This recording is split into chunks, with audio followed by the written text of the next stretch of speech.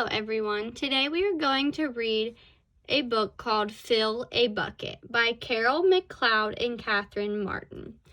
Before we begin reading, I would like to do a book bits activity. A book bits is when you pull sentences out of the book and use them to make predictions about the text. Here I selected 3 sentences that I would like to read and ask you to make predictions about what you think is going to be in the story based off of the sentences. Our first sentence says, "No one can see your bucket, but it is always with you." In this sentence, we are revealed that the book is about buckets. I would like for you to make a prediction about what type of bucket you think is in the story. What are we using the bucket for? What are we filling the bucket with? Where is the bucket? I would like for you to make a prediction, and while we are reading, listen closely to see if your prediction comes true. The second sentence is, you can do many things to fill buckets every day.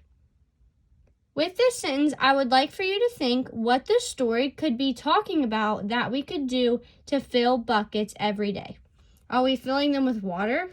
Or are we filling them with something else? Our last sentence is, look at all the happy faces. With this sentence, we can think about what in the story is making people happy. Why are there happy faces? So I want you to keep in mind all 3 of these sentences while we are reading the book and use your predictions as guides to your thinking while listening to the book and see if your prediction comes true. Fill a bucket.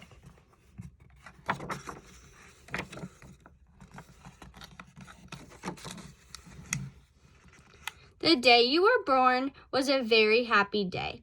It was your birthday, a day you celebrate every year.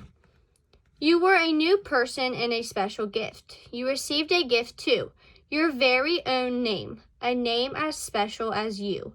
What is your name? Everyone was so happy to see you, but there was one part of you that they could not see. It was your bucket, your invisible bucket. Everyone is born with an invisible bucket. No one can see your bucket, but it is always with you. Your bucket is a very important part of you. It is an important part of everyone. Your bucket holds all the love and happiness that you receive each day. When your bucket is full, you feel happy. When your bucket is empty, you feel sad. It's good to have a full bucket. From reading this page, we see that our prediction that maybe we could be using the bucket to fill water is not true. We are using the bucket to hold love and happiness. Every day, your family and lots of other people help fill your bucket.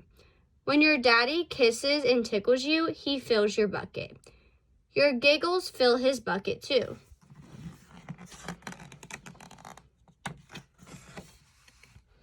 When your mommy smiles and tells you she loves you, she is filling your bucket. Your smiles fill her bucket too. When your sister or your brother snuggles and reads to you, your bucket fills up even more. When your grandpa or your grandma plays with you, everyone's bucket is filled. Look, your bucket is so full. It is full of happy thoughts and lots of love. So many people have filled your bucket. You can fill their buckets too. Bucket filling is like magic. When you fill a bucket by being kind and loving, your bucket fills up too.